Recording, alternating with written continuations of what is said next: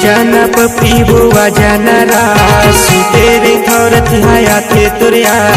ये जाना पपी बुआ जाना रास तेरे थोरत हाया थे तुरिया और बिना रानी नहीं काट रात नहीं काट रात और बिना रानी नहीं काट रात नहीं काट रात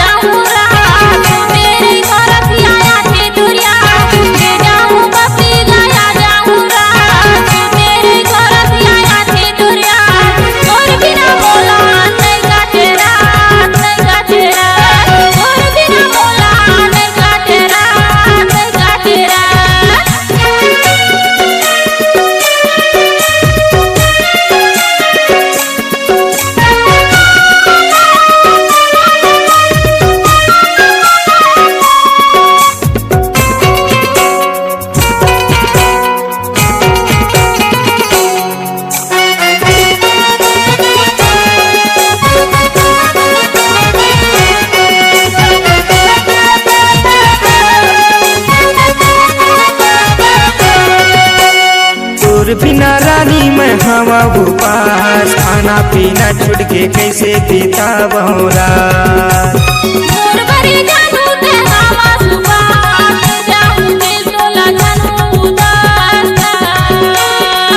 बिना रानी मैं हवा पास खाना पीना छुट के कैसे पीता बहुरा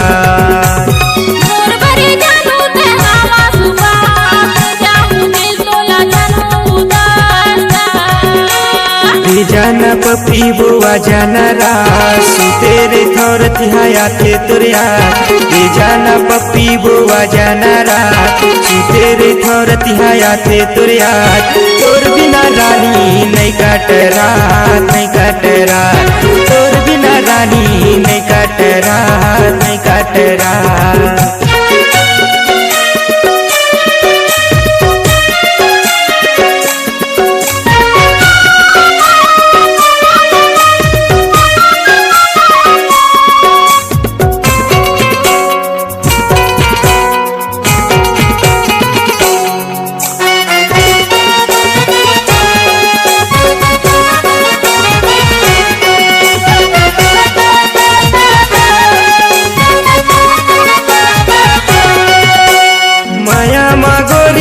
मोला फंसाए कैसे सुमंती दीवाना बनाए वो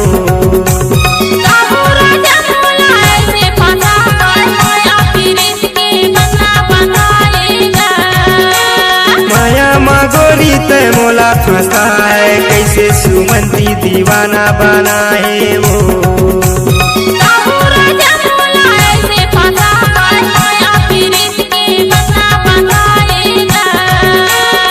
जाना पपी बुआ जाना रास तेरे थोरत हाया थे तुरिया